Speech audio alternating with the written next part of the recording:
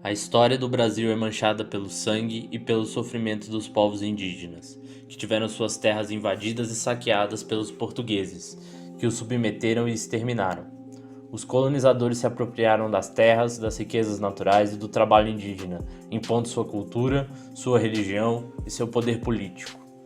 Mas os povos nativos não se curvaram diante da opressão, resistiram bravamente pela sua sobrevivência e liberdade. No entanto, foram dizimados por guerras, doenças e escravidão. De uma população estimada entre 5 e 7 milhões de indígenas no Brasil em 1500, restaram apenas cerca de 1 milhão.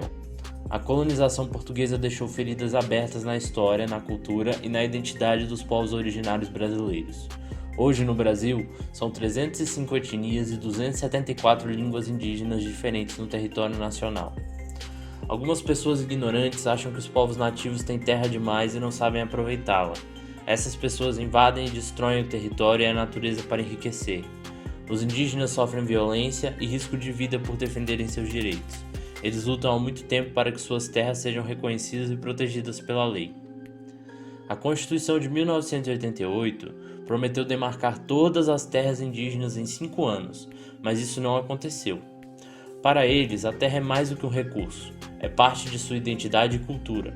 Eles chamam a terra de mãe e protetora. Sem ela, se sentem órfãos. No papel, a Constituição de 1988 reconhece e respeita seus direitos, a autonomia e a diversidade sobre suas terras, culturas e formas de organização. Eles têm direito de cidadania como indivíduos e como coletividades, e devem ser consultados sobre as decisões que os afetam.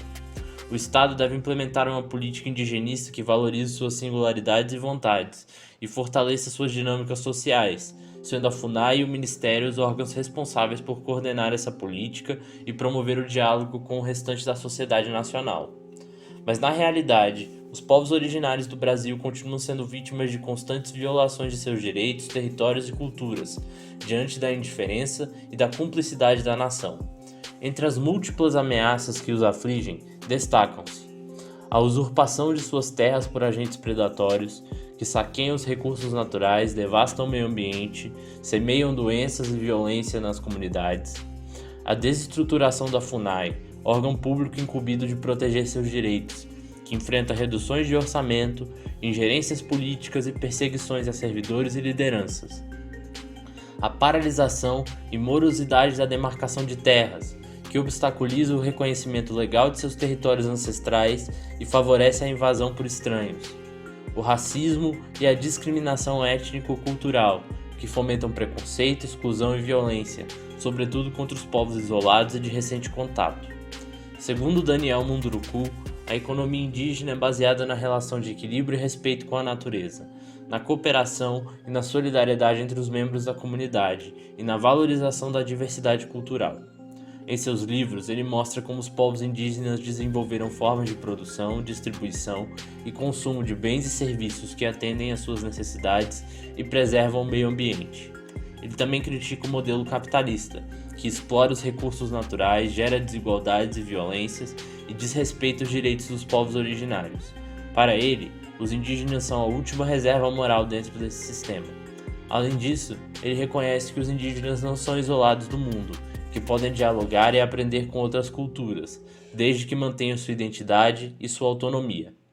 A política extrativista e exportadora do Estado brasileiro favorece o agronegócio, madeireiras e mineradoras, que devastam o meio ambiente, destroem a biodiversidade e atacam os povos indígenas do Brasil, tudo a serviço da burguesia e dos monopólios internacionais. As empresas de mineração e os latifundiários são capitalistas que invadem as terras para lucrar com os recursos naturais, sem se importar com os direitos e as culturas dos povos originários. Essas invasões causam muitos danos ambientais e sociais e ameaçam a existência das aldeias. Segundo o professor Darcy Ribeiro, o indígena livre não produz mercadorias ou é condicionado a vender sua força de trabalho em troca de um salário para adquirir mercadorias que se tornam indispensáveis. É autossuficiente. Mesmo sob pressão, eles mantêm sua auto-identificação étnica original, resistindo a toda sorte de violência. Onde os pais podem criar os filhos dentro de sua tradição, a comunidade sobrevive. Ailton Krenak, em suas palestras e livros, expõe uma cosmovisão que enxerga com perplexidade as relações sociais de produção e o modelo de desenvolvimento capitalistas, demonstrando que estes representam um modo de vida artificial e apartado da natureza. Ele propõe uma ética ancestral que respeita os povos e o meio ambiente.